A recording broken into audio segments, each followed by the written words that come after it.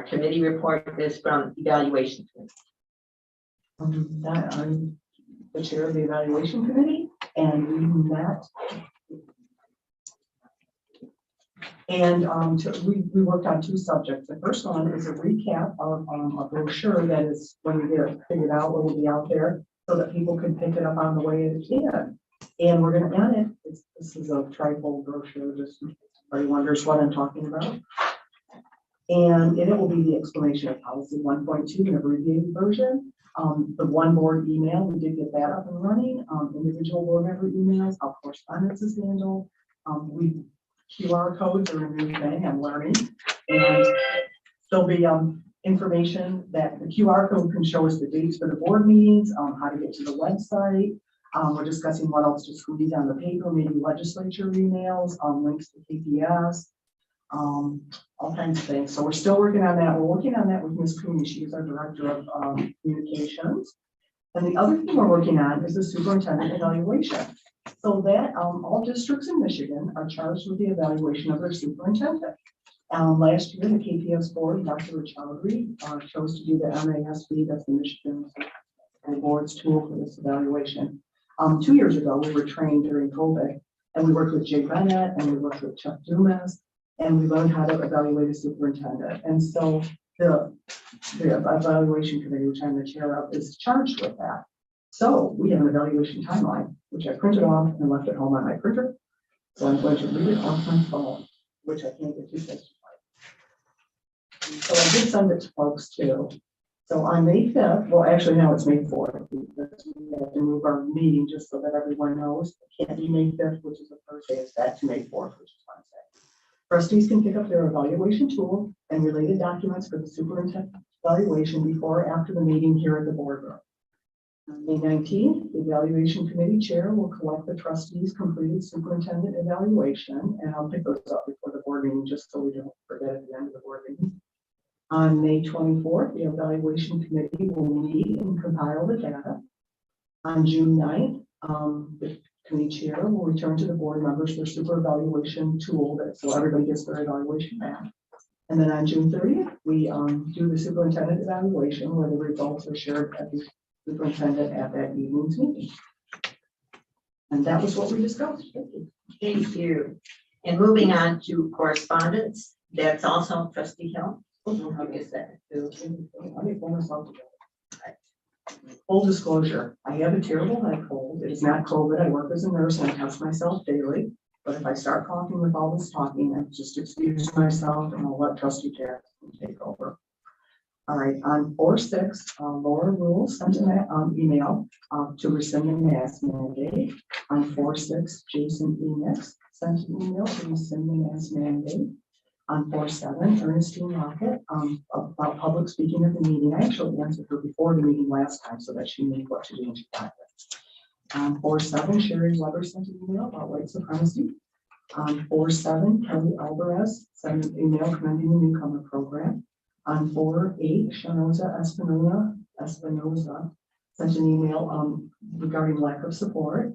On 4/8, Joanna Miller had a statement for KPS. She's one of our union reps, and it was nice of her. And sometimes when people speak at the mic, they give us a letter saying what they had spoken about. So that's always nice to do too. On 4/8, Sherry Sema wrote in to support the mask mandate. On 4/12, Cheryl S. wrote in to rescind the mask mandate.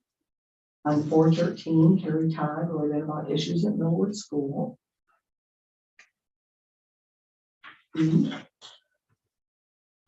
On 4/18, Krista Morata wrote in about bathroom issues. On 4/19, Angela Gross wrote in for the mask mandate. And on 4/19, Schuler and Skylar Westcott wrote in to rescind the mask mandate. And I answered all those emails, and if I answer them, and sometimes I email them on to the superintendent so she's aware of these issues also. Thank you. Thank you.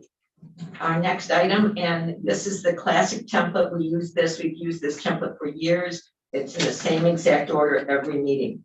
The consent calendar items, this is an implied motion.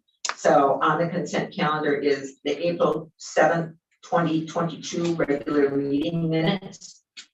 purchase recommendations 22-34 and personnel changes. All those in favor of this agenda, please say aye. Aye. Thank you. And Mr. English, could you explain the purchase recommendation, please? Yes, thank you. The purchase recommendation this evening is related to a program that we've done for a few years, as I understand it. And this is purchase about 30,000 books that will be distributed to students this summer. And the price for those is $170,502.58. It's certainly a big price tag, but when we're talking about our kids reading, I don't think we should be scared of spending money so that kids can read. So pleased to bring this to you this evening and looking forward to distributing these books to students. Thank you. Thank you. It is a very successful program and it has been going on for years. Trustee Grayson. Kudos to choosing a local vendor. Yeah. Love the fact that Book Bug of Kalamazoo is the provided vendor on this. I know they've been used in the past, but usually they're sharing this award, and it looks like this year they're getting the entirety of it. And I just love that. Thank you. No, that is good. We love buying local. We love supporting people in the county and try to do that as much as we can. So yes, kudos for that too. And that brings us to reports and recommendations, and that's Dr. Richard.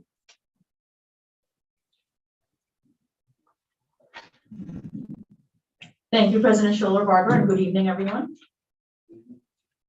I have been showing this letter of intent timeline at every meeting. We are now in the final steps of processing all of the forms and assigning students for the next school year.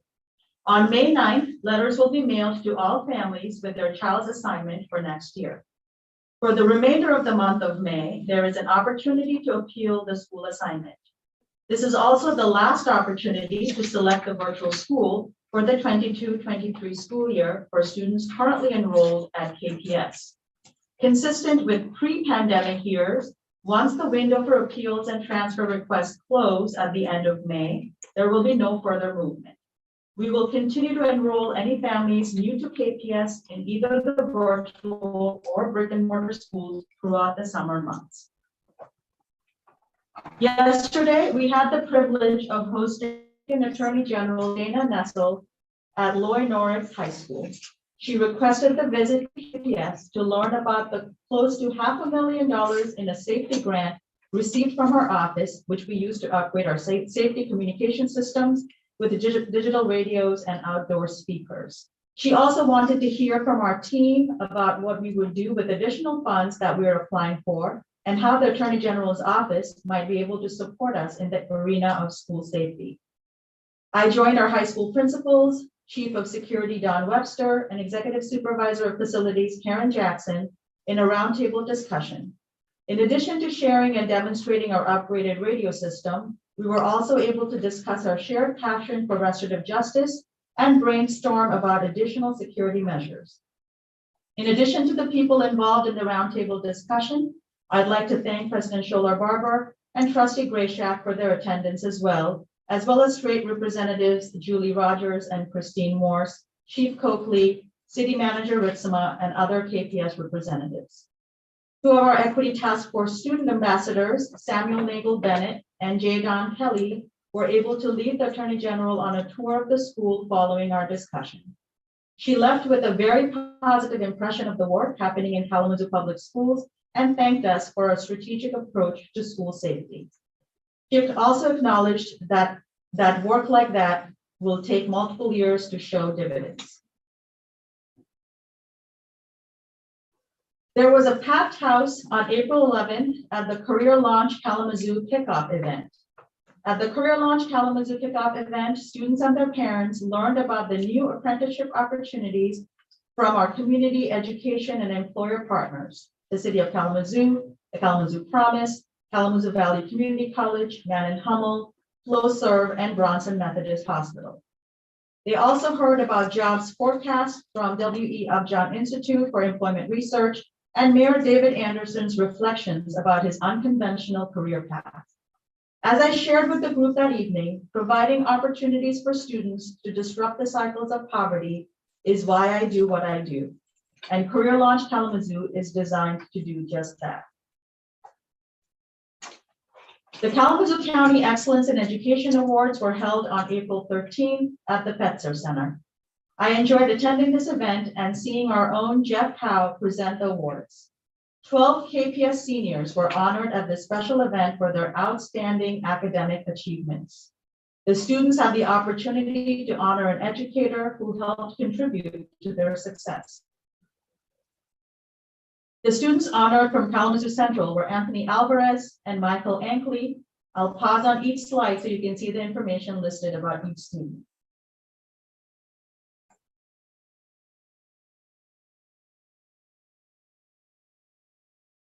Also from Kalamazoo Central are Sophie Canfield and Noah Knert.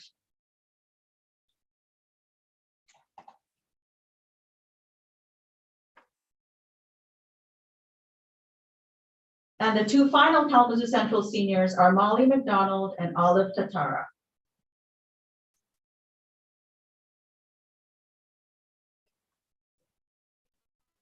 The students from Loy Norix are Celia Boblis and Claire Boer.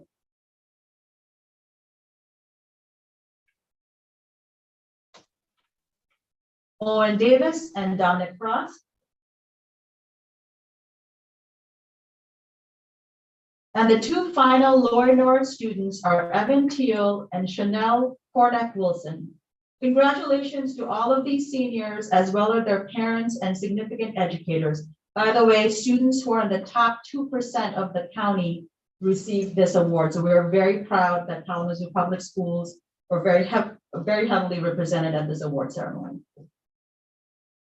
On Friday, April 8th, Kalamazoo Central and Loy Norris students competed in Western Michigan University's Bronco Pitch at the Hayward College of Business.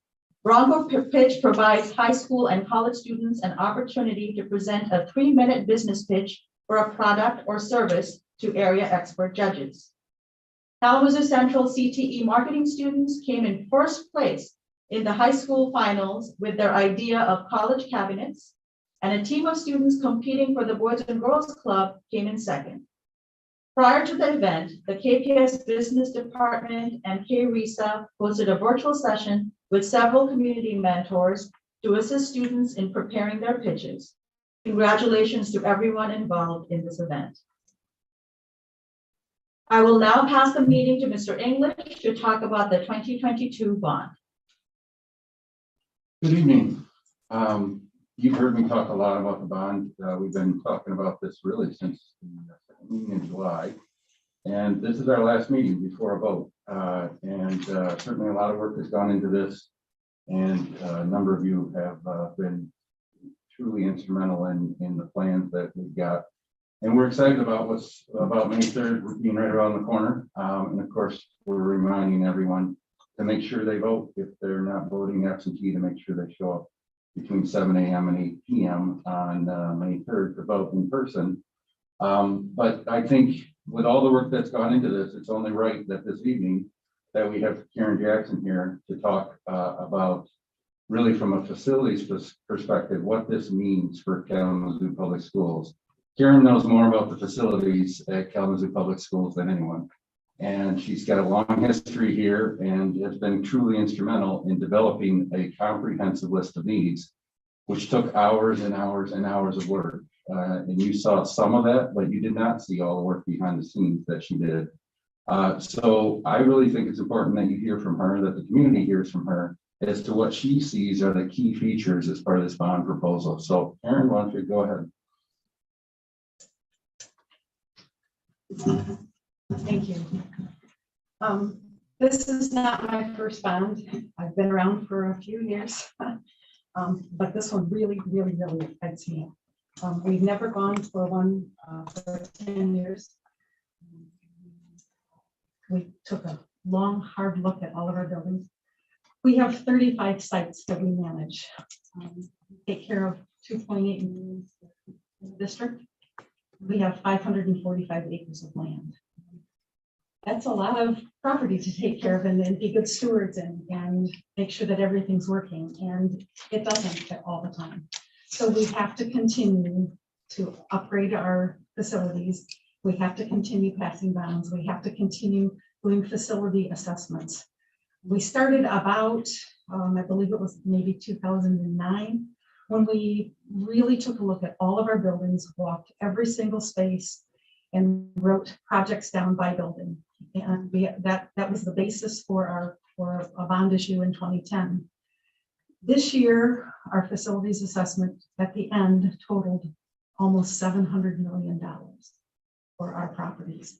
Now, there were some duplications. So what if we were to tear El Sol down? What if we didn't tear El Sol down? What would we have to do to El Sol to make it to bring it up to where we want it to be? Mr. English asked me what excites me about this bond, and there's so much that excites me. I just, this touches every space. It touches every building.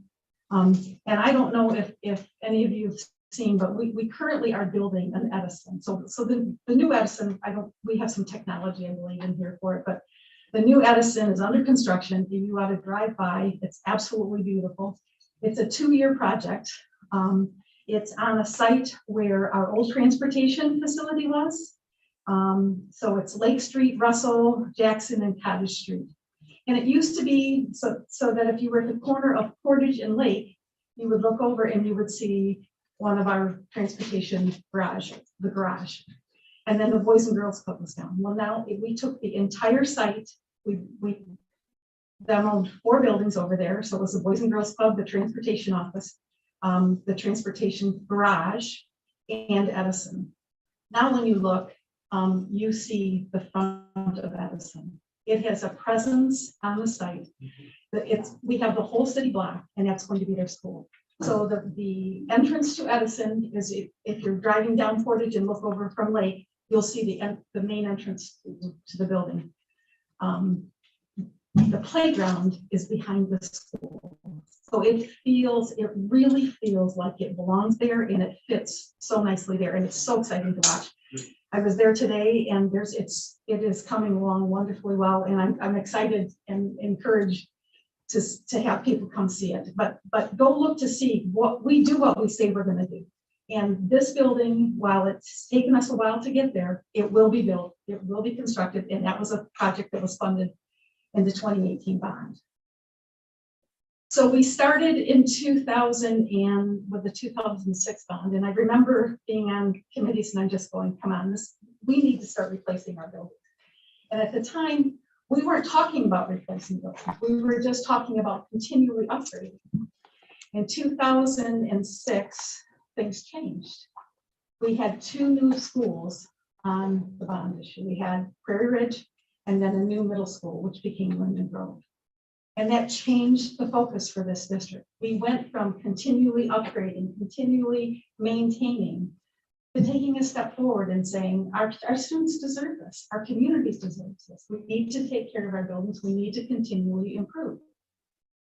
So we have, and this time we're going to touch El Sol, and it's near and dear to my heart. I work in the community education building, which is right behind it in the parking lot. So we share a parking lot, and try to get out of my parking space at 8:30 or 8:45 or 4 o'clock or on a school day. It's next to impossible because there are so many people that drop their children off or come pick it up. And the beauty about the new school is we will relocate it on the site. We're going to take a look. It's not designed. We have an approximate square footage, what we think will fit there. We're going to have a bus loop, which will be separate from the parents, and the parents will not drive through the parking lot.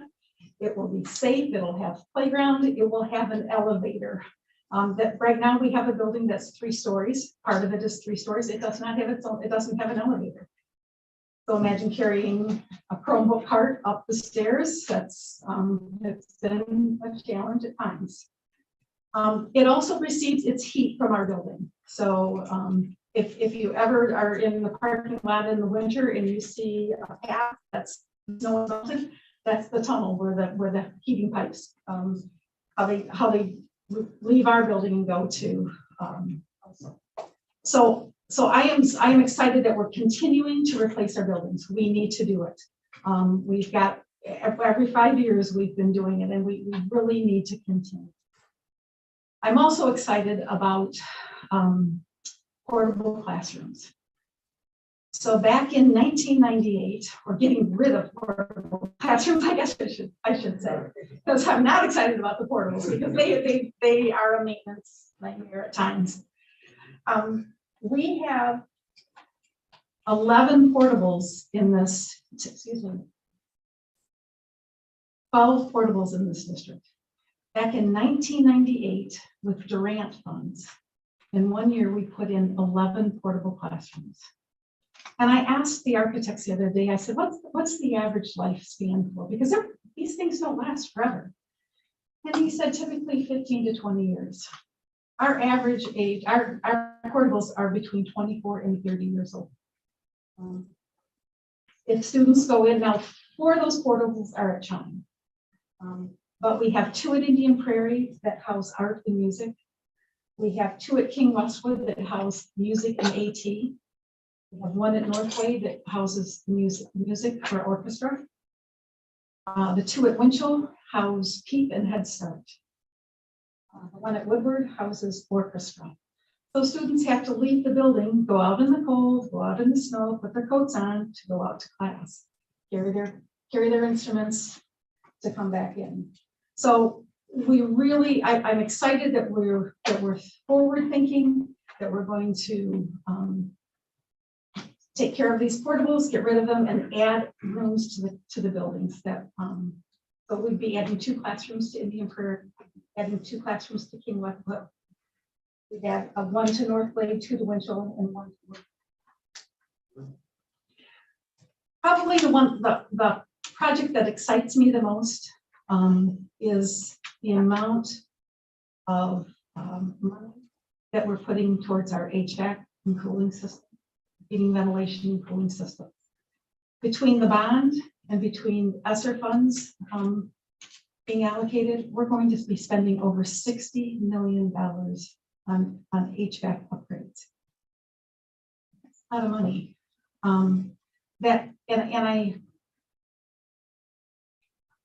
It's not that we haven't taken care of our properties, but everything has a lifespan. Everything has to be upgraded. Plans change, codes change. When Mr. English started, he said, we've got antiquated technology. We're going, yeah, but we take care of our stuff. We have 10 buildings that have steam boilers. And steam boilers are very antiquated. They're good. They require a lot of work on our part. And I don't know about you, but if you've heard lately, but we have 1 plumber that the district employs. That's it. We have contracted services that work in our buildings all the time. But steam boilers take up a lot of our time.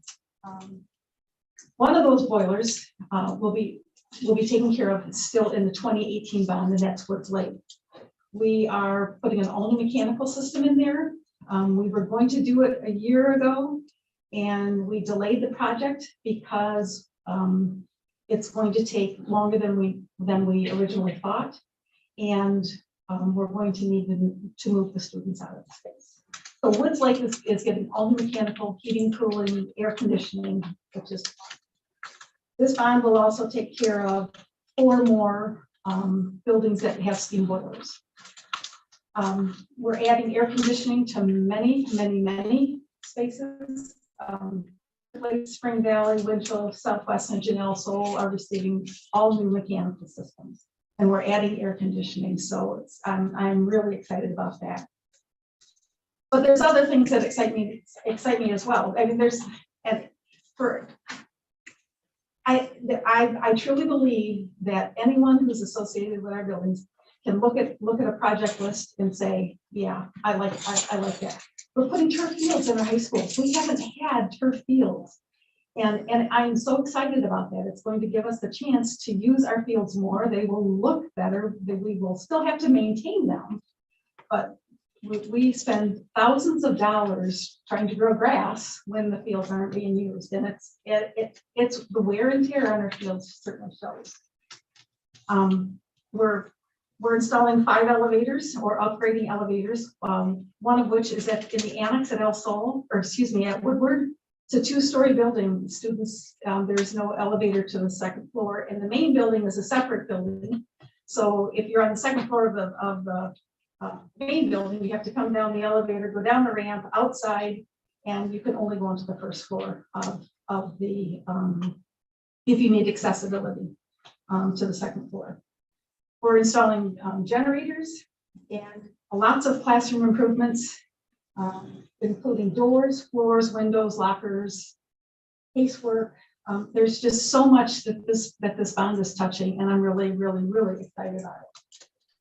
Lastly, there are 2 band viewing platforms that excite me, because every time I drive by one of the schools and there's scaffolding up there, all I can think of, this is a safety nightmare, and it's not what we should have. We're going to build it right. We're going to secure it. There'll be fencing around it, and the band director can be up and safely helping the kids. So that's my presentation. Thank you very much. Not only does she have a ton of passion for facilities and a ton of passion for the work she does, but she puts in a ton of time too. You probably aren't aware that she's so passionate about it. She's by herself in labels, letters, so that we could let people in the community know, just send out some factual information, know that this election was coming. So she doesn't just do this 5 days a week. She does it 7 days a week, and she's on call all the time. She does all kinds of things. And I think the reason that's important when we think about a bond is you want a facilities director who cares about these facilities, who takes care of these facilities like they're her own. You don't want someone who's going to buy cheap stuff that's going to fail in a few years. You want someone who's looking out for the best interests of Kalamazoo Public Schools. That's really important. When we're investing the amount of money we're talking about, we need someone like Ms. Jackson to be watching out for what's best for us in a total cost of ownership kind of way. You know, we can buy things that very inexpensive, and in the end, it costs more money. Karen doesn't do that. Karen looks out at what's the best purchase, the best way to do things, so that in the long run, we get the best bang for our buck. And certainly I appreciate that about her. While she was talking, we had a few slides that showed the buildings that will have cooling added. Certainly want to highlight that, that we are adding cooling to the buildings that don't have cooling. And some of the buildings, like some of our high schools, have cooling in part of the building, but not all. We're going to get cooling into all of the academic classrooms. That doesn't mean every space is going to have cooling, but we're going to really focus on academic classrooms. And the reason for that is that's a learning space, and we need students and teachers to be comfortable so that learning can happen. All of those things, these are big investments, but I think they're not only investments in the facilities, they're investments in learning as well. With that, well, it looks like I got a question, so I'll pause right there. Question or comment? If you think it would be more beneficial to show your last slide, and then I'll do a QA from the board for you. If that's, let's go with your slide first. Yep. Please. Okay, Thank you. we've got you've seen the video we showed before. This video is a condensed version of that we're releasing on social media, and just wanted to share it here publicly tonight. On May 3rd, 2022, the Kalamazoo community will have the opportunity to vote on a bond proposal. If voters approve this bond proposal, there is expected to be no increase in the tax rate and would provide $197.1 million to fund capital improvements in our 24 schools. The Kalamazoo Public Schools May 2022 bond proposal was developed to invest in our community's future. The bond funds will enable KPS to invest in safety and security, invest in building, classroom and mechanical upgrades, and invest in technology. Please remember to vote on May 3rd, 2022. Thank you. And On May 3rd, 2022. all right. Now, you can't say this, but I can, right? To please vote yes for this bond. I can say that, right? Okay, thank you. Please, please, please, it must be understood that this bond provides brick and mortar, and as our wonderful Karen Jackson, the hero of facilities, has pointed out with great enthusiasm, there are so many needs we have. The bond will take care of those needs. That means that money will not be taken from the general fund. It won't be taken from textbook purchases or summer school purchase, like we just passed this evening, salaries. It will not come from that. As Karen so rightfully said, yes, in fact, we must keep these repairs. You cannot have children in a classroom with a leaky roof. You cannot have children in a classroom that is freezing, no learning takes place. So that must be taken care of. So if we didn't have the bonds, it would come out of the general fund and it would affect the classroom. So having said that, I just want to put that out as a banner. Are there any other comments or questions from the trustee Harrison? Ms. Jackson, it's good to see you. Wanted to ask a couple questions. You gave some numbers. I just wanted to know if you could give those numbers again. You said that we have 35 sites. And what else were those numbers again? 2.8 million square. 545.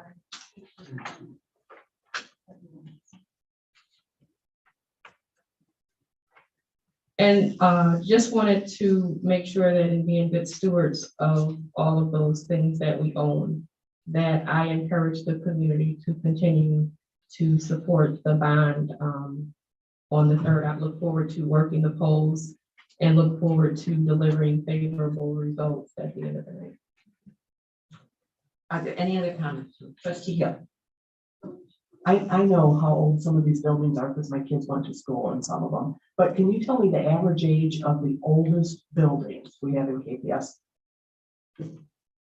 The average age of all buildings is 60 years, Oh, but that's the average. that's of all, but we've got 3 buildings that are triple digits that are 100 years old or older.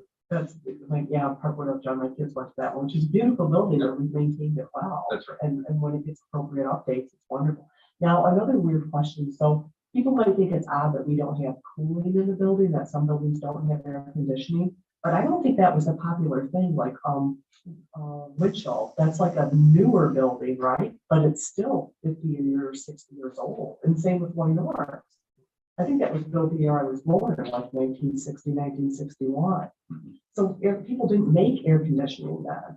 And so, and it probably wasn't as hot back then either. Global warming, which is probably real.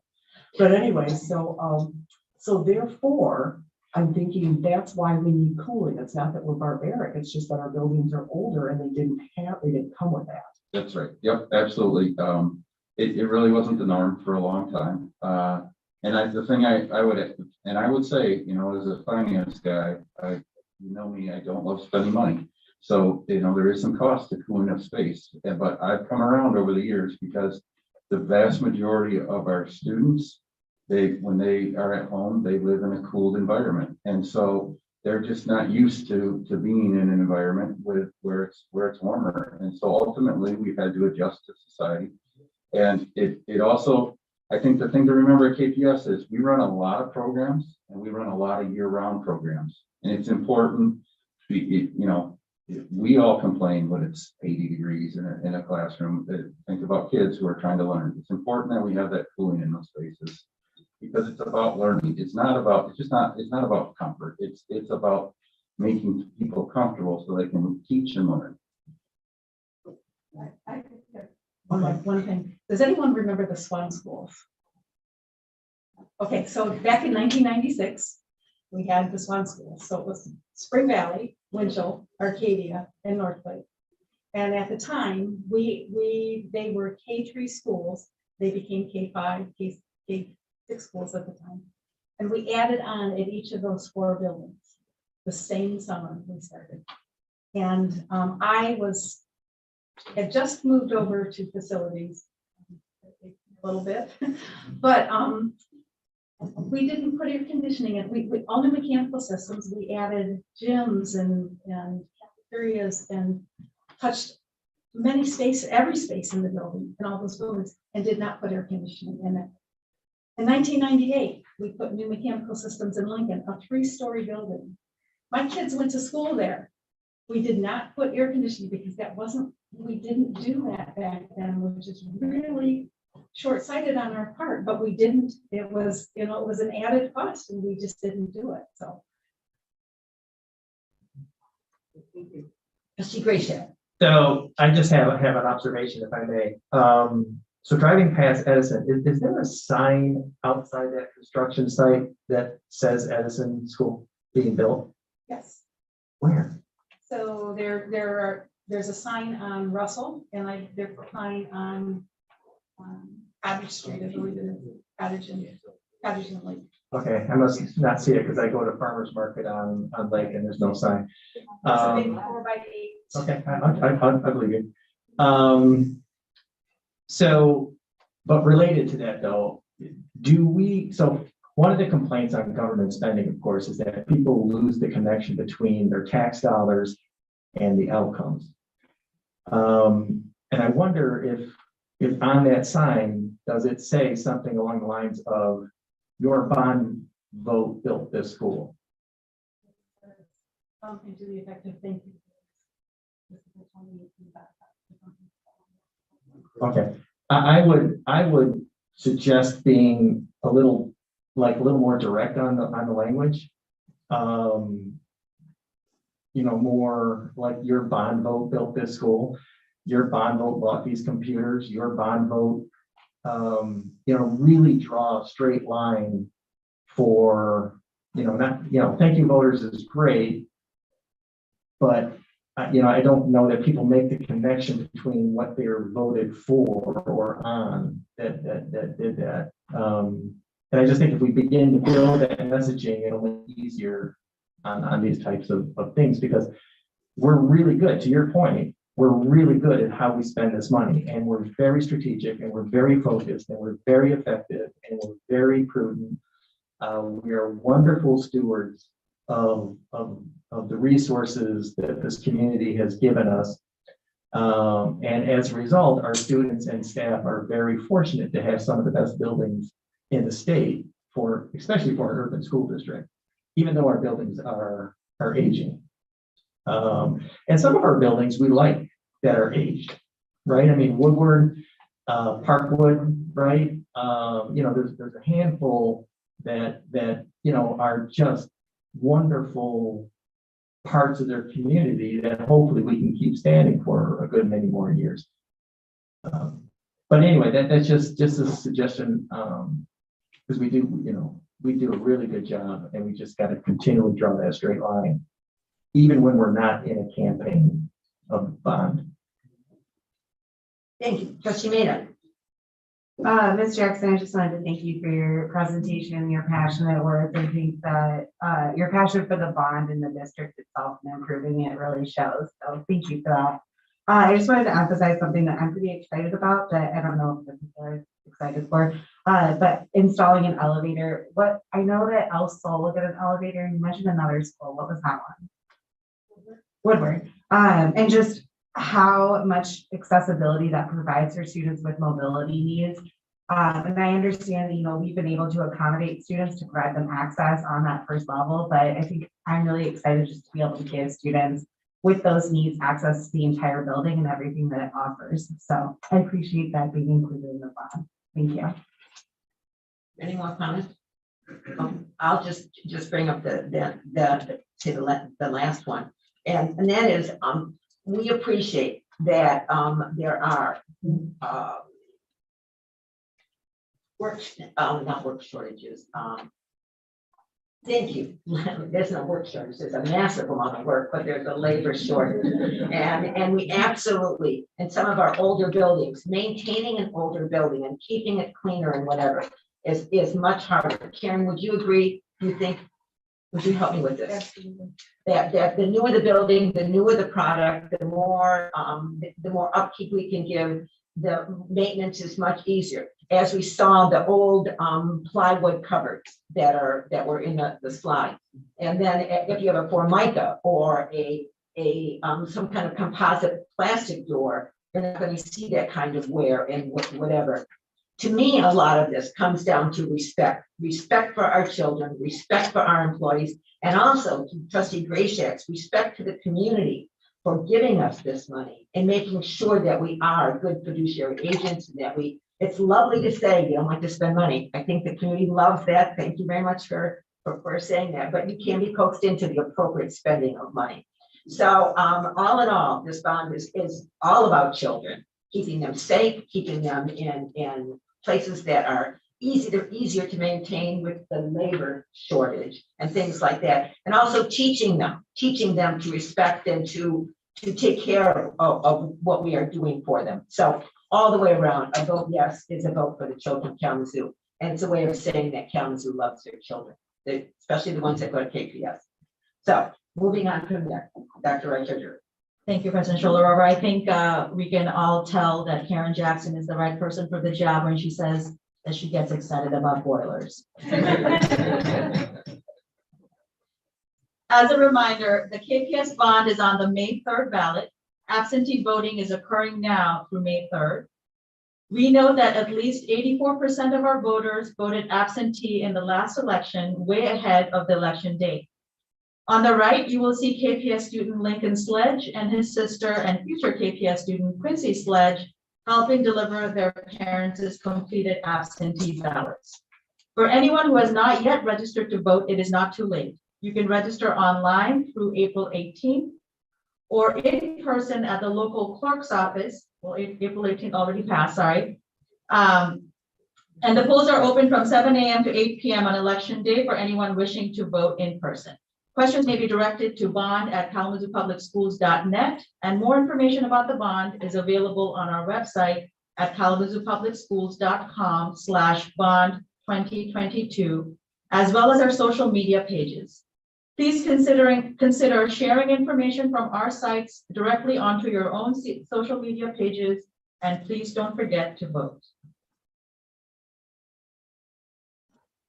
At our April 7th meeting, I recommended continuing the mask mandate and reevaluating it again at this meeting.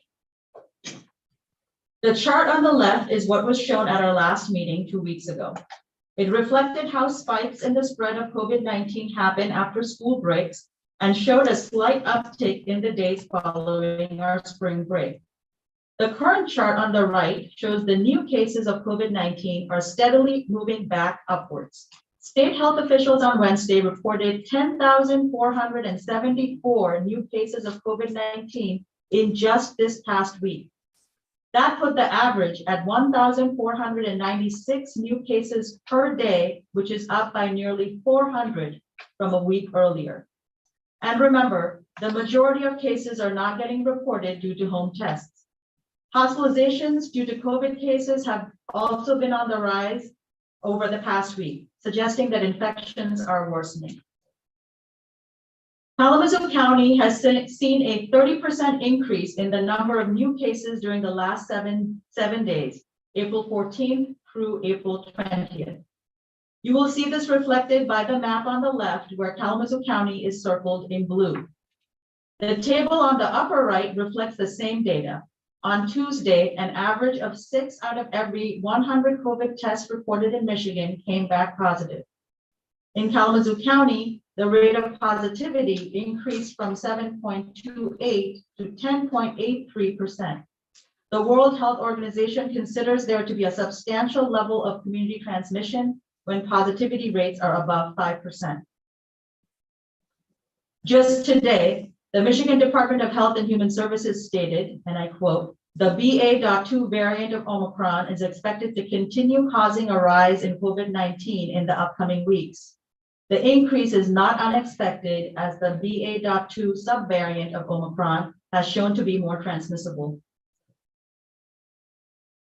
President Scholar-Barber, I am again recommending to the board this evening that we continue with our mask mandate. In addition to the increase in cases, we are still in our testing window, and we do not want to endanger our most vulnerable students who are still taking the state mandated tests. I'm also recommending that we reevaluate this mandate at the next board meeting scheduled for May 4th. During the May meetings, we'll be able to decide if we can lift the mandate before the end of the school year. Thank you. Thank you. Is it the board's pleasure to vote on this recommendation now or to wait till after persons requesting to address the board? I'm suggesting that we wait till after persons requesting. So we will suspend this vote. We will bring this up in other business after the next item on the agenda. The next item on the agenda is, just as I said, persons requesting to address the board. Thank you for your presentation, Dr. Richard. I would like to read the policy. It's policy 1.2, and this is a really important part of the meeting. I can't stress this enough to the public. The board worked very hard on this policy and welcomes all your comments. So I will go ahead and read. While balancing legitimate privacy interests of students and staff, the Board of Trustees welcomes community input at public meetings of the Board of Trustees. Number one, these are the specifics. Persons requesting to address the board will be asked to complete a sign-in sheet by the end of the public comment period. The portion of that sign-in sheet requiring completion will include name, school district in which you reside, connection to or interest in Kalamazoo Public Schools. The optional portion will be held private and will include a mailing address, email address, phone number, topic which they will be speaking about, and if authorized or applicable, the organization they represent. Some of these, all of these comments made at the mic are extremely important and are listened to. Many times there are different departments in the organization that may want to contact for a little bit more clarity, people speaking at the mic. So that's the reason for the additional information. 2, the presiding board officer will invite persons to come to the podium in the order in which the sign-in sheets were completed. If after 30 minutes, everyone who has completed a sign-in sheet has not had the opportunity to address the board, the public comment period will be tabled and resumed before adjournment. Speakers have 3 minutes each and must stop speaking promptly when signaled. We hope for your convenience so that there's no surprise. We have a large timer. And I know sometimes when I'm on a time situation, you wonder how much time I have left. So we have a large timer so you can see how much time you have left in your slot. Speakers may not address confidential student or personnel matters, but may submit such concerns to the board in writing. Speakers are encouraged to provide the board with a written copy of their comments and other appropriate supporting documentation, which will be copied and distributed as needed to appropriate staff and personnel. The public is required to exercise common courtesy, and we really like to say we're role modeling. We are expecting the same behavior, the same courtesy, the same respect that we expect in our schools and in our classrooms. So please maintain your comments to your own topic, not making comments on the speaker before or the speaker after. Show due respect to each speaker at the mic, please. Thank you. Silence is always appreciated so that words can be heard. During the meeting, and must follow rule of order. The presiding board officer may terminate public comments that are profane, vulgar, defamatory, or not civil, and especially if these comments result in a disturbance or breach of peace. Personal attacks against an employee or board member that are totally unrelated to his or her duties are prohibited. If a person engages in disruptive conduct or is out of order, the board presiding officer will strike her gavel and warn the person to discontinue the behavior. Further disruptions will result in the person being asked to leave. Refusal to leave will result in being escorted out of the building. And so with that, the board warmly welcomes. This is very important to us. So we are all listening and the timer is ready. My first speaker is Patricia Tyler.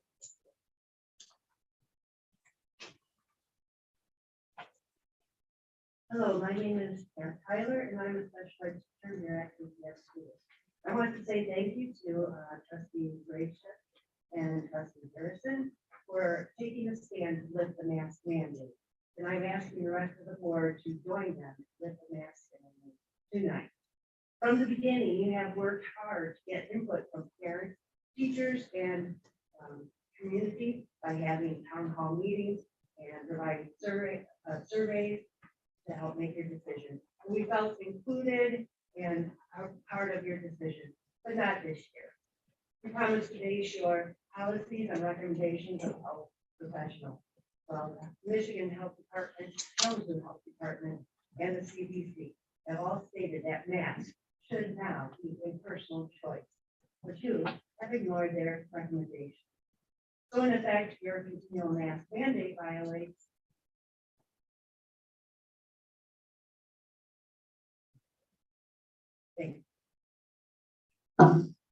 Sorry. So in effect, your continued mask mandate violates the promise that the community, to the community and erodes the trust in your ability to govern. Elections are coming and we will not forget. In the past, Kalamazoo Public Schools were leaders in Kalamazoo County. However, since February 21st, the surrounding areas, district schools such as Parchment, Comstock, Manawon, and Portage have taken the lead in dropping the mask mandate. When I analyze this, I see predominantly white schools are being given the choice to wear masks. But KPS, run by predominantly white school board members, are saying that their stakeholders, who are predominantly Black, are not exactly capable of making proper mask choices, and the board must make it for them. At election time, I'm telling you, they will not forget. Tonight marks the 5th time the board reviews the mask policy. It is the 5th time that KPS students, employees, and parents anticipate the freedom of to breathe without restriction. The 5th time that our hopes rise for the end of the mandatory mask. Therefore, I contend it would be cruel for you to extend the mask mandate for even one more day, given that the CDC guidelines for Kalamazoo County has not changed its recommendation for the past 8 weeks or 56 days.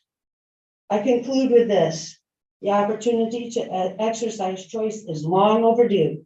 Employees and parents have the constitutional right to choose what is medically best for them and their students. I can choose to stand or sit for the pledge. I can choose my own pronouns, I'm sorry, but I your time cannot is- choose to not wear a mask. It's Thank time you. for change. It's time for now. Thank you very much. William Rowland.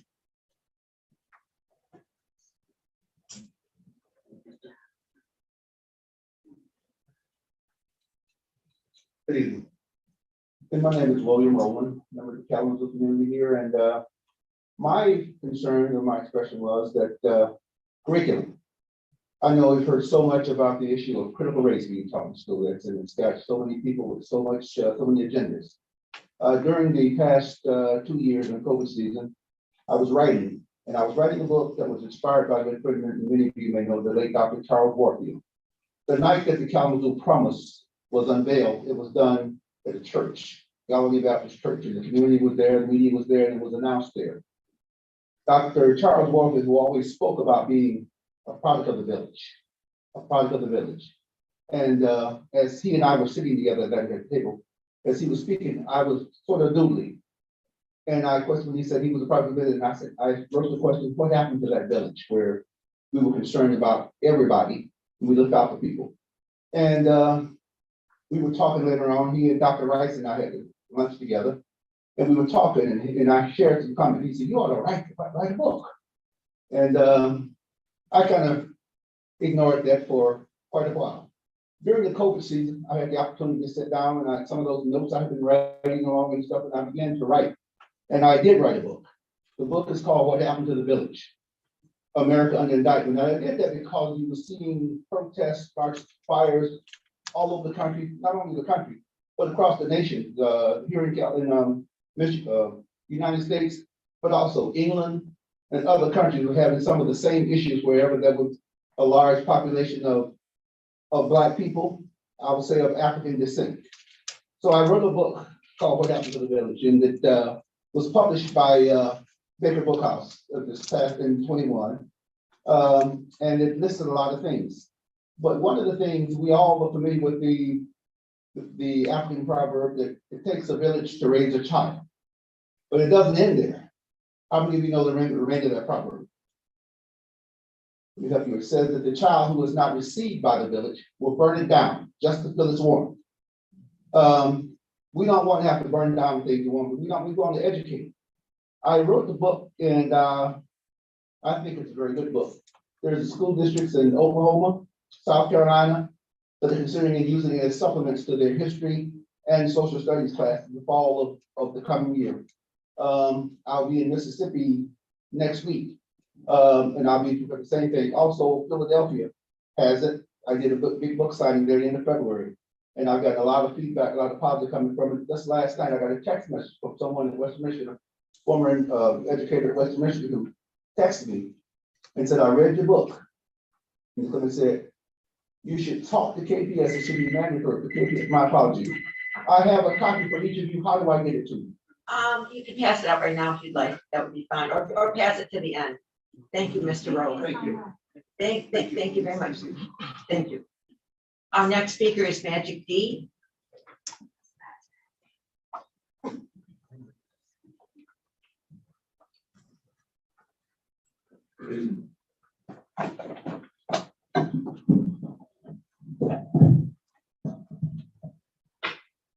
Good evening, everyone. Majyck D. I'm a citizen here in Kalamazoo.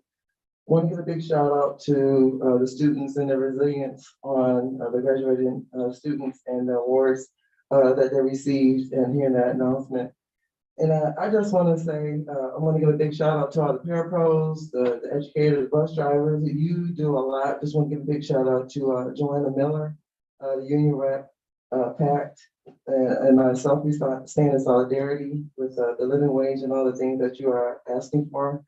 Also, I just want to say that as a human being, just transitioning to the way the world lives, many of us have had more than one job.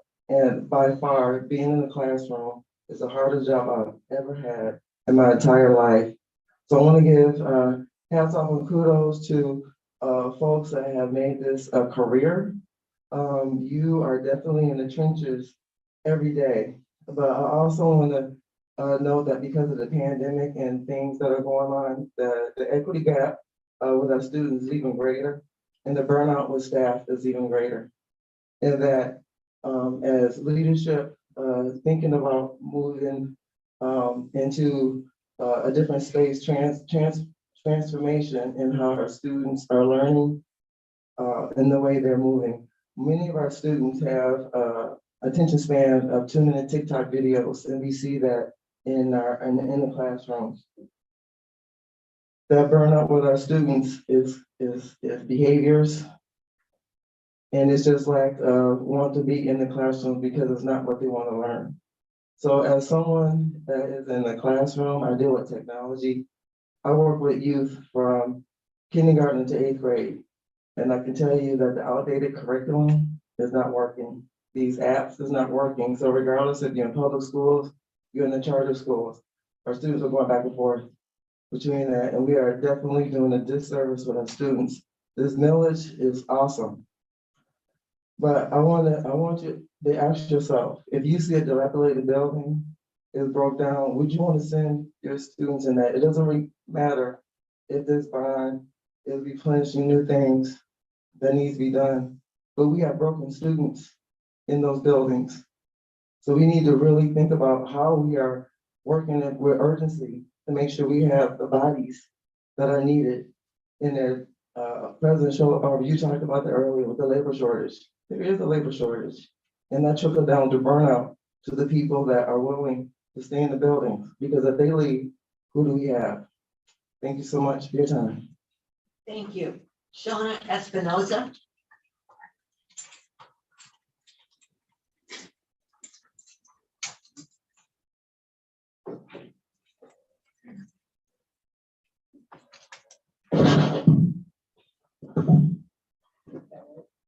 It's Shona Espinoza. I wish I would get excited about getting this bond money to the outlook, how the building's gonna look on the outside. What about the dirtiness that's in the inside? Y'all go take a picture at North, then y'all deep clean before y'all got there. Y'all should clean all the buildings, not just one because y'all want to do a photo op or because the Attorney General is here. That's sad. That's really, really sad. And then y'all talking about, one of y'all on the board talking about because of the mask, the children are acting up. The children are acting up because their needs are not being met. They're inside of the school that's dirty. Some people that they're working with, that work with them, don't care. Y'all tired of masks in the schools? We tired of racism in the schools. Come to the buildings because y'all care. Don't come because y'all want a photo op. And that's exactly what we see. That's a photo op. Y'all don't care. If y'all cared about us, y'all would have did this from day one. Not wait till somebody say something months later into the school year almost over with. Y'all need to do better, care. Thank you. Skylar Westcott.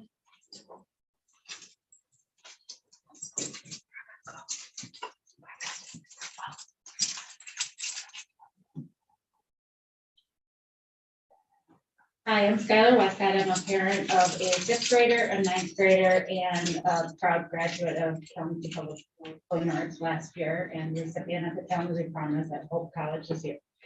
My first request is to please consider bringing back the pre-COVID recess structure at the elementary schools. The children have had to wear masks outside on the playground all year long. The classes have been separated, so the children have not been allowed to ever play with their friends in other classes.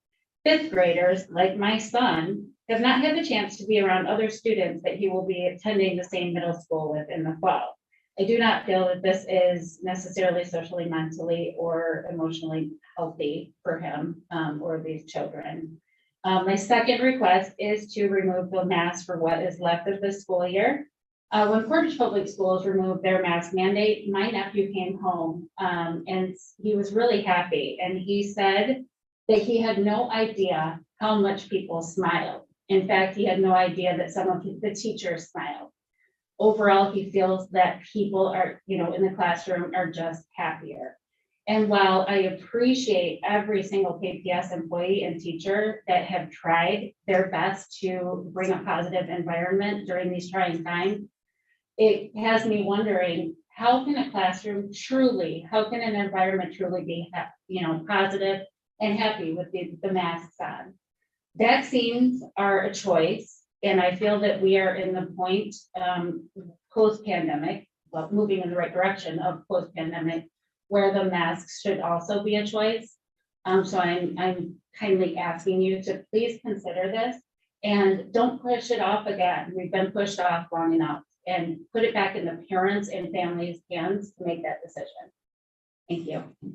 Thank you. Brad March.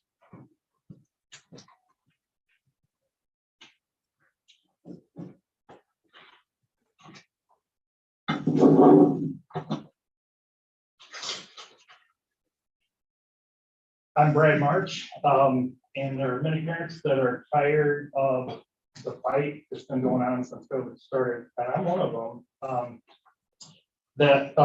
To date, the COVID policies that have come down from the board and from you have too much on people's freedom and freedom that people need to have to make the choices that they make. The science is way ahead of the board. Meaning that the science just coming out of Spain recently, where they did experiments with 5-year-olds and 6-year-olds where they were masking and not masking, which is significant to the last data that we've been getting for the last 10 months on masking, is that masks have no difference, make no difference in the transmission. And although we're looking at transmission across the country and across in Michigan, hospitalizations and deaths are down. As a matter of fact, more people from the age of 1 to 18 die of pneumonia than have died of COVID, by about three times as many. So unless we're going to mask for pneumonia, then it doesn't make any sense to keep masks on anymore. So the only credible and substantive data that we have says the masks need to come off because it's not doing any good. And I think that it's past time. It was past time to get people to get our children into schools last year, into in-person. I'm a former teacher. I'm both nervous and frustrated. One of the reasons I'm frustrated is, if I'm pronouncing it correctly, Dr. Raichowdhury, I've reached out to you 8 to 10 times in the last 6 weeks to 2 months to speak to you about the other aspect of what's going on with masks and the science that you're not quoting out there. And in NASCAR, if you look at the wall while you're driving, you're gonna hit the wall. So whatever you focus on is what you're gonna see. So it's important to take into consideration the science that's out there. The hubris that it takes to ignore science and parents and constitutional rights of parents to make for their own children is pretty astounding to me. And, you know, we don't close schools down for the flu because there's a high amount of flu in the school district. We close it down because students don't come. And if any of you here are not wearing masks everywhere that you go, then what you're doing to make children wear masks in school is just simply hypocritical. And it's time that we let students and parents make their choices. Please drop the mask mandate. Thank you so much. Thank you so much. Seeing no more people at the mic, we'll conclude that section of the meeting, and we're now on to other business, which brings back the vote on the mask mandate. Do I have a motion, please? I make a motion that we align our mask requirements with the county and state recommendations. I second that. All right, is there any discussion? Trustee Majyck. Sorry. I'm not gonna stick with what I said last time, but I believe that we told families when we offered the option to go from virtual to in-person that we would continue a mask mandate, and a lot of families made that decision knowing that we were going to have masks. And so I think that keeping that in mind, we need to be a district that stands by our word and stands by what we say we're gonna do and continue the mask mandate. So for that reason, I would be voting no to get rid of that. Any other comments? Trustee Hill. Well, being a conservative safety girl and wearing my mask all the time, I caught this from my husband. I'm still supporting the mask mandate. We have 12,000 children in our district. And I know that we've heard from so many people who are very passionate, and I'm so glad that you spoke up, and I respect that.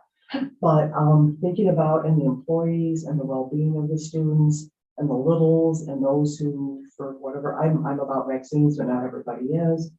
I still feel it's prudent with this uptick, because I do watch those things, to stick with the mask, and I'm comfortable with kicking the can down the road for another 2 weeks and then talking about it again.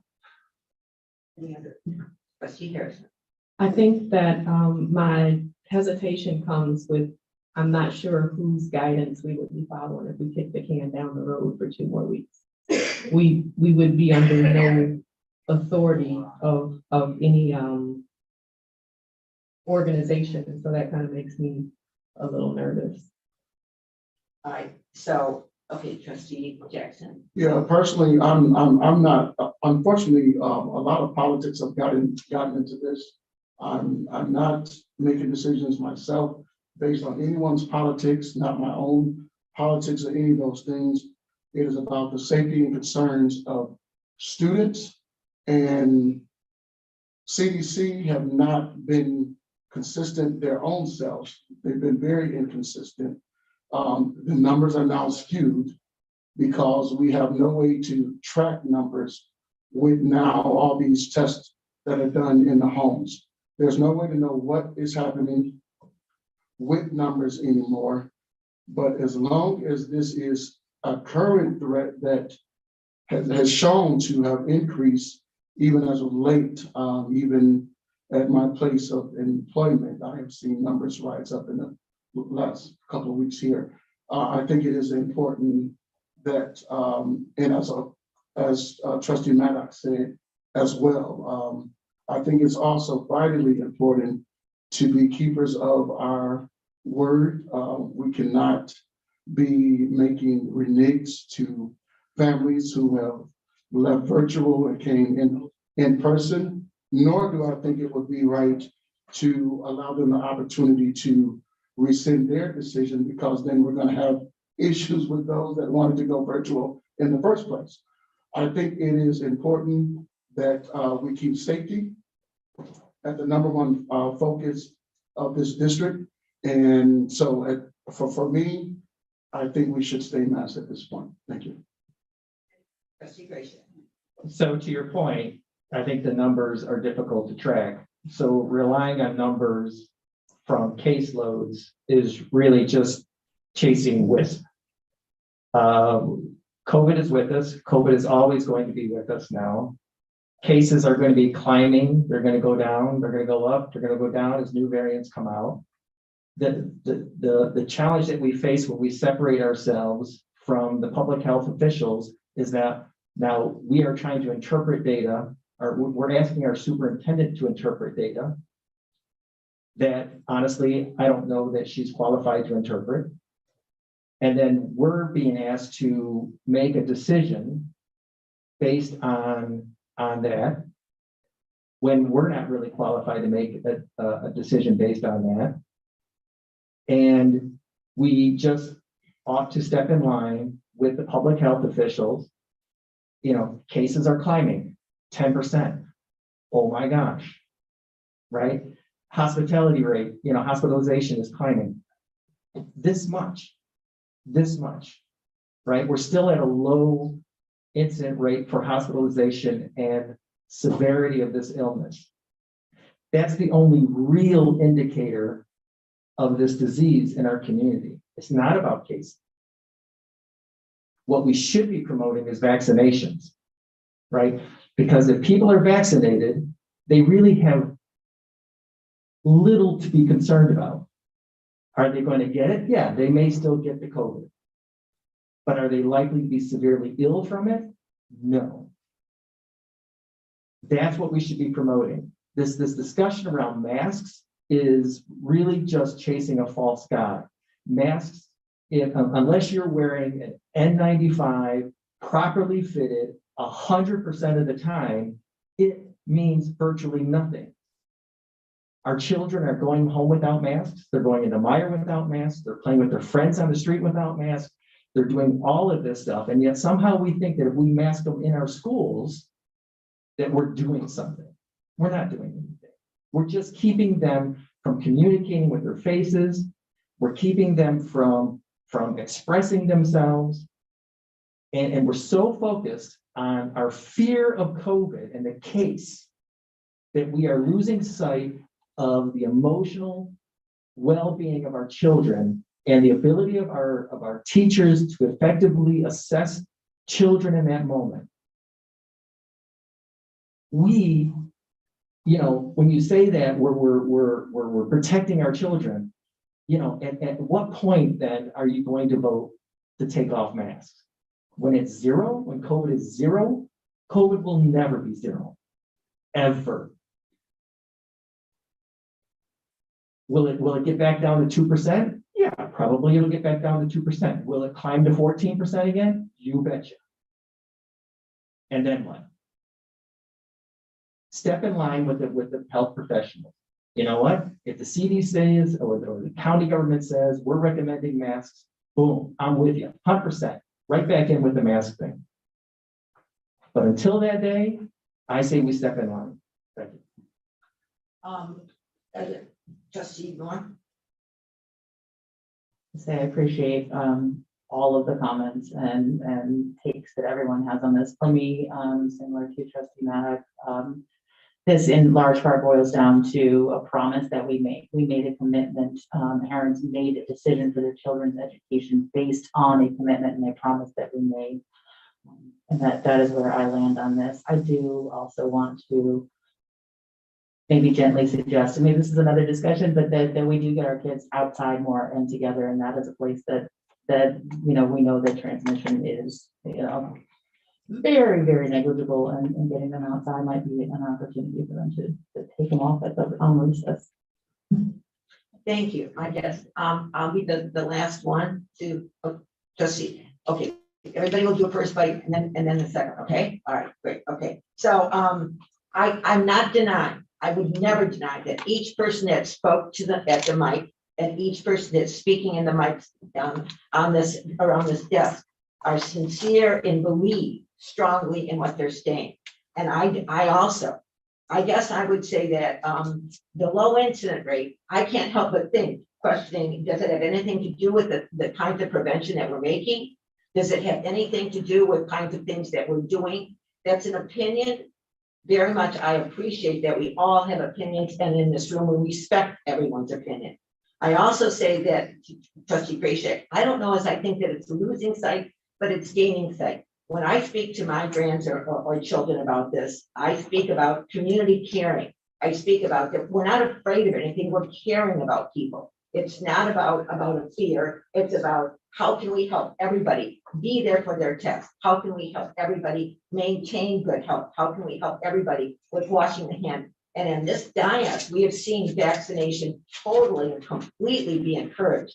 Now, we do know in our enrollment, we have children that have compromised health that cannot receive the vaccine. We do know that we have children that are too young for the vaccine. We do know that we have children that aren't able to get to places to get the vaccine. So to my thinking, I think that it's the value of the children. And it's certainly, it's a social studies lesson, and it will be discussed for eons to come. But at this point in time, I believe that we have due diligence to maintain a consistent message to our children that we are caring about each other. And in that message, we are making sure that we are keeping a lower incident rate in our building. We have no control over what they do afterwards. I appreciate that. But in our situation, we can't. So I am voting, I will be a no vote on this. Trustee Grayson. I resent the implication that somehow I'm not caring for children. All right, because I would argue that taking off masks is caring for children and caring for our parents. And so, yeah, you know, that's an ouch. Okay, That's an ouch. I will reword it, not caring about, in my opinion, and I want to stress it, in my opinion, I am interpreting it as I am caring about children. I'm not saying other people aren't. I'm not saying that every person in this room doesn't. I'm just saying that is motivating me. I'm not saying that anybody else's opinion. I have no judgment on anyone else's opinion, nor do I have a right to judge them. But I do have a big responsibility to vote my conscience in what I believe in. And so that's what I'm doing. So I publicly apologize. It wasn't meant as an ouch. It was meant as my interpretation. Okay, trustee Harrison, or trustee Majyck, and then trustee Harrison. Thank you. So just a few things. I think that we can be concerned about a smaller percentage of an uptake in cases, like maybe it's only 10%, but I think that that's something that we aren't concerned about until it's our own child that's hospitalized. And I think that that's something that we have to keep in mind, is that we have to consider the most vulnerable population of students that we work with. I'm a public school educator who works with students with such severe disabilities that they are unable to tolerate the wearing of masks. And my classroom has been riddled with COVID more times than I can count over the last couple of years. And so I think that's important that we remember that we do this to keep each other safe. The fact that I've been able to get away without catching it, somehow I have to rely, that had to do with my mask wearing and my own vaccination status. I think that it's very realistic to think that children are oftentimes out in the community not wearing masks, right? And that's the reason why I think we should be wearing masks in schools, because we wear masks to prevent ourselves from spreading what we might have. So students are out in the community and not wearing their masks. When they come to school, we can prevent them from spreading it in their own classroom by having them wearing these masks. There is very little time before summer break, and I don't know if I'm willing to risk multiple outbreaks in our schools, interrupting state testing, whether or not we agree that those things are the best measurement of knowledge, or interrupting even the risk of shutting our schools down before summer break, when we can have a few months to see what else happens. Are there any more comments? Trustee Harrison. I just have one more comment, and just wanted to know why, or a little bit more of someone, if one of the trustees could speak on the hesitation of moving to a voluntary mask mandate. Why is there no, it's either this or that? Why couldn't we make a decision to go voluntary, which would give everyone Just a moment, could we just vote on this motion and then bring this up after this motion? Certainly. Okay, so I have a motion and I have a second. And the motion says that we should follow the Could you restate the motion, please? To bring ourselves in alignment with county and state recommendations regarding mask wearing in schools. All right, thank you. Okay, so, it will be a roll call vote. Trustee Moore, No. trustee Jackson, No. trustee Hill, No. trustee Majyck, No. trustee Graycheck, Yes. trustee Harrison. Yes. All right, and I vote no. So that motion fails. Okay, now, is there any other motions that would like to be made? Trustee Moore? I'm sorry, do we have to make a motion now in order to approve Dr. Rajadri's recommendation? Yes, and I think maybe that, yeah. Is that the let's do next, that. or are we discussion first and then? I was hoping that we could have a little discussion before we make another motion. Okay, all right, the chair sees that we'll have a discussion and then we'll make a motion. Okay, so trustee Harrison has asked the question. Trustee Jackson, would you like to comment? Yes, so again, we would be under different circumstances at another time. To Megan's point is where I've always been as well, trustee Maddox. And that is, again, this district have made a commitment. And so maybe for someone, it's okay to renege the word or your commitment. And initially, I mean, that's what happened. And so that's where we are with our commitment at this moment. And so Excuse me, okay, just make sure you raise your hand. Okay, great. All right, trustee Harrison. my question is, what happens if before we meet again on the 4th of May, that there is a decision to drop the mandate everywhere else? And we don't meet again. So what happens if in the next coming days, everything changes, but we've made this decision? What do we do in that case? I would think that we would give that would be something that our superintendent would deal with, and that there would be a round of calls and things for other opinions. Dr. Rajadri, would you weigh in on that? What would you suppose? I'm not sure what the question is asking. We are committing ourselves to look at the recommendation again on May 4th as a board. The CDC is already not requiring us to wear masks, so That might be it would be immaterial unless the only thing I can see changing is them requiring masks, but they are not requiring them now, so I don't see that changing. All right, thank So you. I guess what my question is, Okay, I'd like to call on you. Okay, trustee Harrison. I guess what my question is what would be the requirements that we would be using on the 4th? What standards would we be looking at on the 4th that are different from what we're looking at tonight? Just Dr. Rajadri. So just like I have been doing data presentations, we will be looking at a similar set of data statewide, and I always focus on Kalamazoo County and our region. So I'll be presenting similar data to show if things are getting better or getting worse, and my recommendation will be based on those measures. I'm ready to make a motion. Okay, is there? Actually, I'll make a discussion first. All right, is there any other one who would have a discussion? Any other comments from the I'll have a comment, if I may. So actually, what I'm hearing, and I'm counting heads on this board, is that it's really irrelevant that we're kicking the can down 2 weeks. Absolutely irrelevant. We might as well make a motion to be masked for the remainder of the school year and call it a day. Because trustee Majyck, trustee Moore, trustee Jackson, and if I'm reading President Schaller Barber correctly, it's about the commitment, the supposed commitment that we've made to students to be masked for the rest of the school year. And if that's the case, then that's the case. You might as well just put it out online. Let me point out, we never voted on that recommendation from the superintendent to be masked for the entire school year. It was at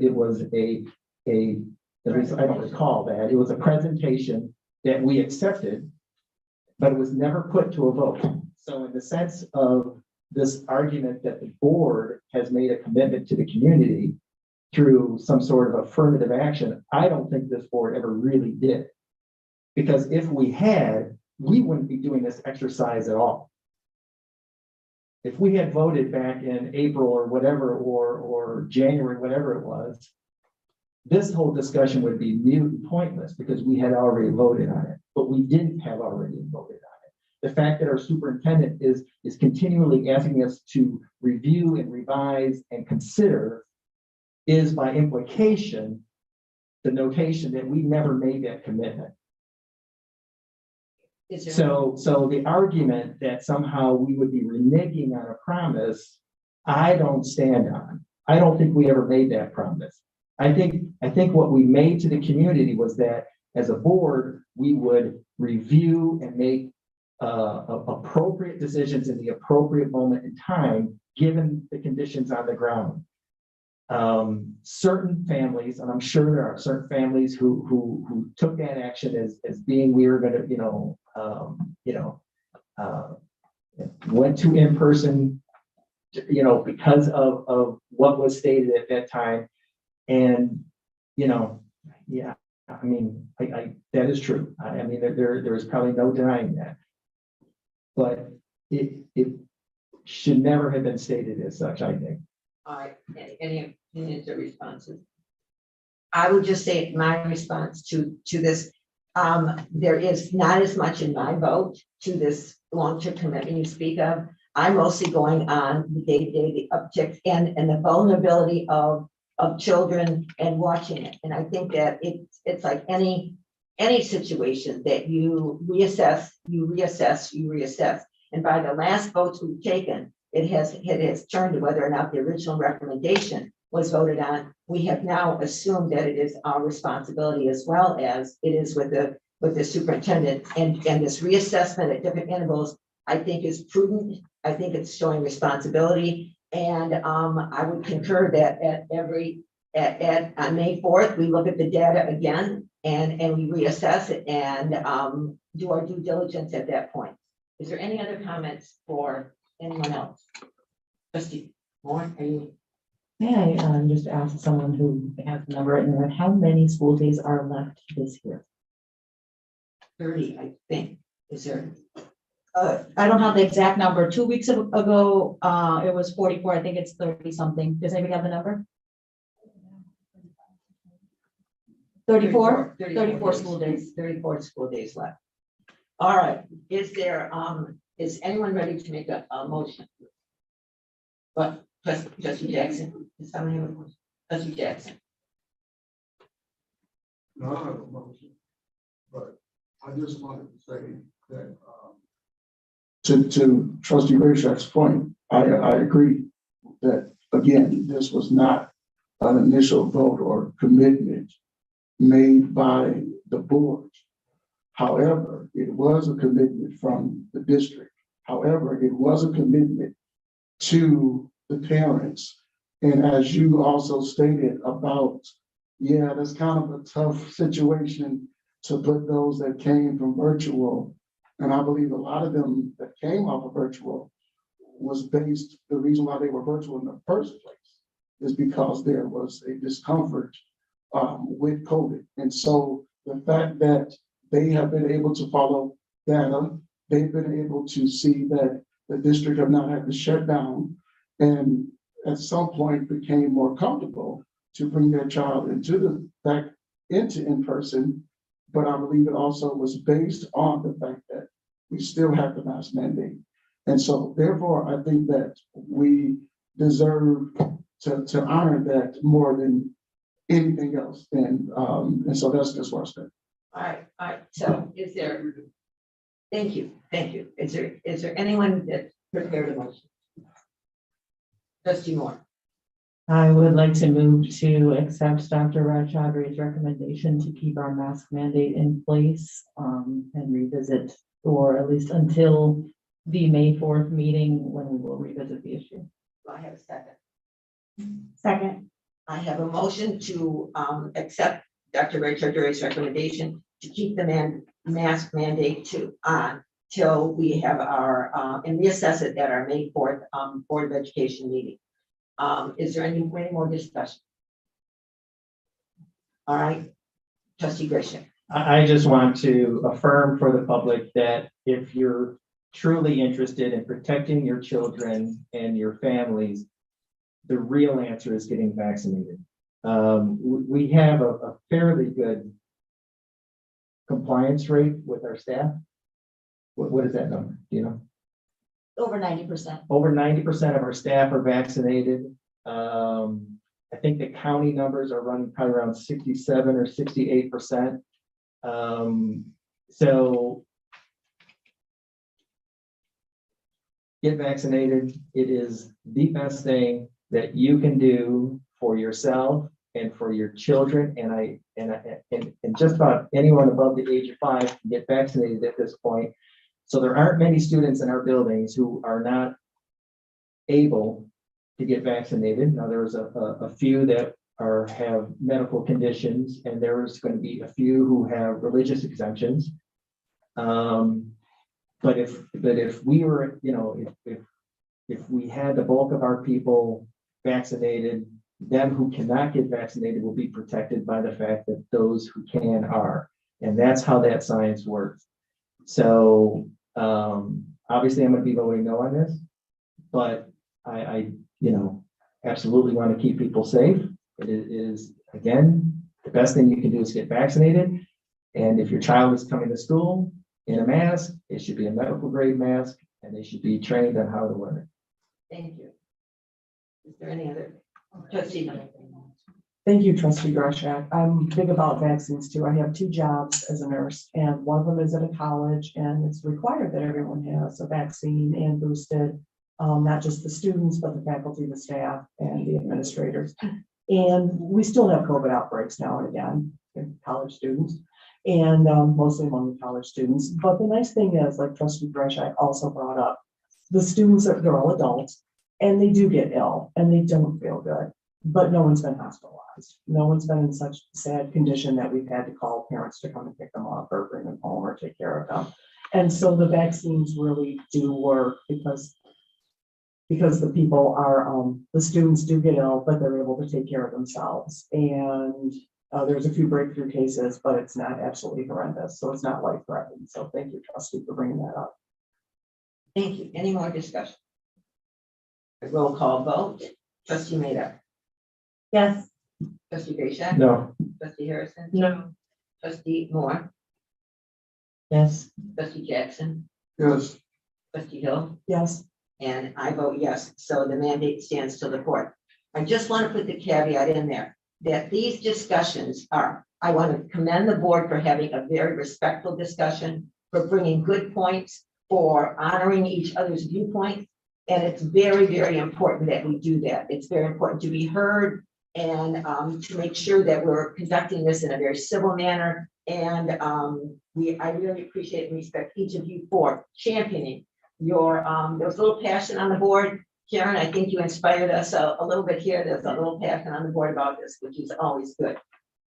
With that, I see no more business. And so we go to comments by trustees, and this is always everybody puts their head down. Oh, Trustee Majyck just waved me over. I volunteered. She volunteered, so you get the prize tonight. Thank you, Trustee Majyck. Mostly because I really don't have much to say. I just wanted to say that, especially as we get closer to the end of the year, I feel like this is really when like all the student projects and things they've been working for throughout the whole year really like come like to a whole, at the end. And so it is really nice to see just the pictures from the career launch, how things went at the Excellence in Education event with all of our seniors attending and the new board, and how the Bronco pitch went. That sounded really neat too, to just very intuitive like thinkers that were involved with that. So looking forward to more presentations on the things that our students are doing. So thank you. Thank you very much. Okay, down at this end, Trustee Moore. Thank you. I think that I would like to acknowledge some speakers who, I'm not sure that they are here or listening, who spoke about the conditions in the building, staff, and the outreach that we've got from our staff on, again, conditions and pay. I just really want to, I know that we will get back to it at some point soon here after operations meets again, I hope, with the wage study. Yes, I just want to go back to that. These things that we're seeing, the behavior of our students, the condition of our building, all of this, instead of we need more bodies in the building, we need more people. In order to get people, we need to pay them more. We need to pay them enough that they can live on. And I hope that, and I'm seeing a lot of nodding, so I'm confident that the rest of this board is on that same page as well, and is interested in making that happen. Thank you. Trustee Gratian. Had the great pleasure of attending the career launch thing, and it's a great program, and it just reminded me of my own accidental tourism through life as I started from here and kind of meandered to there as a career, and then to that as a career, and then finally to where I'm at. And just as a point of underscoring for our young people out there, it really is just about putting one foot in front of the other and keep putting one foot in front of the other, and to find that beginning point and keep going. And for some, that beginning point is walking into a college. For some, it's going into a trade school. For some, it's going into the military. For others, it's just taking some time off to find yourselves. All of that I endorse. And it's just know and trust in your abilities, and just keep plodding forward. There are tremendous resources available to you as a KPF student, whether it be from the Promise or from this new program on career and technical education.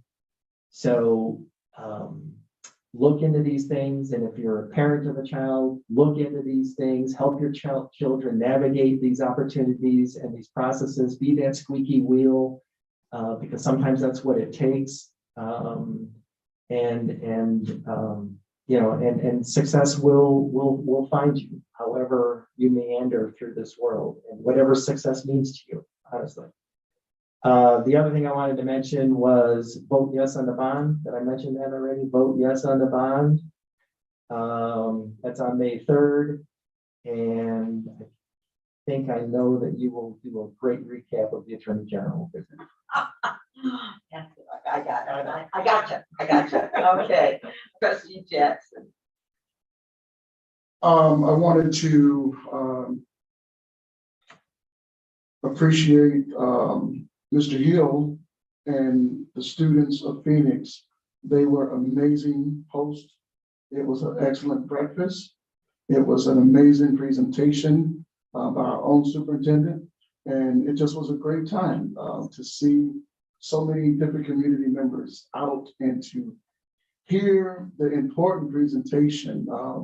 I was even alarmed at some of the numbers in the presentation of the poverty level that exists in the county, the city, and more directly, an area that I work in the north side of Kalamazoo, and I'm dealing with youth daily that need support in so many different ways, and so many times I find myself wanting to step outside of my role and my job just to help children. And the Douglas is doing an outstanding job in many ways to support those children in different ways. Oftentimes they're being fed. There's volleyball, there's basketball, there's literature, of course, because we have the library there. So there's so many different things there, but so much more needed for our youth in our community. But I'm thankful for Mr. Hill, who's doing an exceptional job. I got the opportunity to tour the building, and it was beautiful. I'd love to see the extension that was made to the building, and that is also important to know when we see that is also because of bond money, that makes it possible. And the students just did an exceptional job explaining to us all of the new dimensions to the building. Also wanted to uplift Mayor Anderson and Von Washington, President of the Province, who shared their hearts at the career launch Kalamazoo. That really just blessed me to hear them as leaders in their own right become very transparent with students who so many times are undecided and nervous about their career decisions, and I think Mayor Anderson kind of broke the ice when he said, look, I dropped out of college and I had to start over, regroup, get a little piece of job, and, come back to a community college, transfer to a university, and finally got my stuff together. And also, Mr. Washington, who said that he had no idea, he was very undecided on what he was going to do. And things just kind of happened for him. And I think it's good for you to hear those type of testimonies, because many times they may not know exactly what they want to do, what field they want to go into, whether they want to do traditional college, whether they want to do trades. But I'm glad that there's so many options out there. I'm glad that the promise covers those options now. And I was just overwhelmed and just glad to hear all of the good news that have rolled out. Congratulations to the students that won first place at the WMU Bronco pitch. That is great, and always just like to see our students thrive and excel. Thank you. Trustee Harrison. Good evening. I was surely hoping that Ms. Rowland would be here for me to make sure that she publicly heard all of the wonderful things I am about to say about her. I was quite happy to see Mr. Rowland here because they both stood in the gap for a lot of children in this district. Ms. Rowland is the founder of the Kalamazoo Junior Girls Organization that I participated in from the time that I was, I hope he does. Yes. Can you come back to me, please? Sure. Trustee Hill. They're coming back. You want to do this? Okay, I'll go ahead. So I had the privilege of attending the Career Launch Kalamazoo also, and we all had a different lovely spin on it. My career path, I actually went to a university, decided it wasn't for me, went to a community college, and I have my ADN, and I'm a registered nurse. And that has served me well for a 36-year career. I changed jobs 3 different times during that time and loved it. What I also thought was interesting was I met a lot of KPS employees that I had not met before, and how involved they were and what a team they were. And that with the community partners is what makes the career launch so strong. And it was the leadership. So I want to thank Dr. Rita for accepting our invitation to become our superintendent, because I'm seeing the different pieces in the community that you're pulling together to support our children and launch them in careers, because that's what I was able to pay for my own schooling back in the day. I know prices and costs are different now, but the promise is amazing, and the students need to know what's available for them out there. I also attended a spring event hosted by Mr. Hill over at Phoenix High School, and I thought that was really awesome too. The students brought us around, which was super fun because the student ambassadors were very kind. I had a chance to go into all 3 different high schools I work with the League of Women Voters. We talk about voting, accessibility, how to register to vote, the mechanics of voting, and the city and the county actually help us with voting machines and with making real ballots for the students to use. We do that in the fall of gubernatorial and national elections. So I had a chance to go into high schools, but this was a different way because the students were so proud of the bond because they could show us around at all the neat things that had been updated. So another kickoff, without the bond, it would take away money from teacher salaries, paying the electric bill, curriculum, and we'd be fixing the floors and the roofs and building things instead of pouring into the children so we can support them. So vote on May 3rd. Thank you. Thanks. Okay, now Trustee Harrison.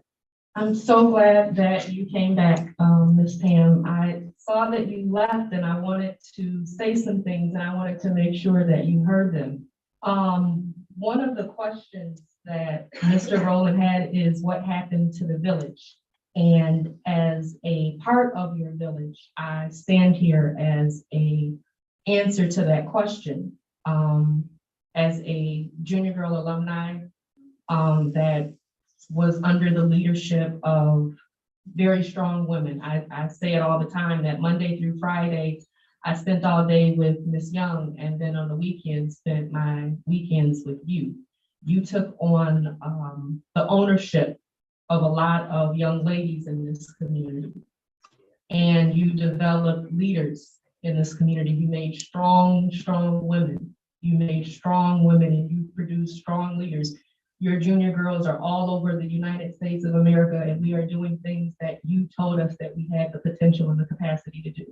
And I just wanted to make sure that you understood that you set the tone for what it means to do what is supposed to be done, the right thing to do. And you helped me to find my voice at a very young age. And I just wanted to make sure that you were acknowledged in when you wondered what happened to the village. I just wanted you to know that we are still here. We are deeply rooted. You instilled in us everything that I hope it shows up in ways that we make you proud. And I just wanted to make sure that I was able to say that to you. I say it to you all the time, but I don't know if the community is always able to say it to you. So on behalf of female students that are in Kalamazoo that are still participating in your program, as a woman that had daughters that came through the Union Girl program, I just wanted to let the community know that you're still here and that we are very grateful for you being here. And to also let Mr. Rowland know, and the men of Galilee know that the men in Kalamazoo, the young men in Kalamazoo are desperately crying for the support. There were times that we knew how to help them, and this is a different generation. And we need to collectively do some community work that will allow us as a community to figure out the best way to serve our students. And so I know that you guys thought that you were retiring, but I look forward to having some conversations with you to figure out how we are going to help our community this summer, because it's going to be a summer that is going to need a lot of assistance. And so I can find you right on Cobb Street still, I'm sure, and we'll be seeing you soon. Wanted to also, so thank you very much, and thank you for staying. Wanted to also acknowledge and look forward to hearing about the Attorney General's visit here. School safety is a concern of mine. It's been a concern of mine all year. And I'm hoping that we will take a wider lens to include how to effectively handle what I consider real world safety issues.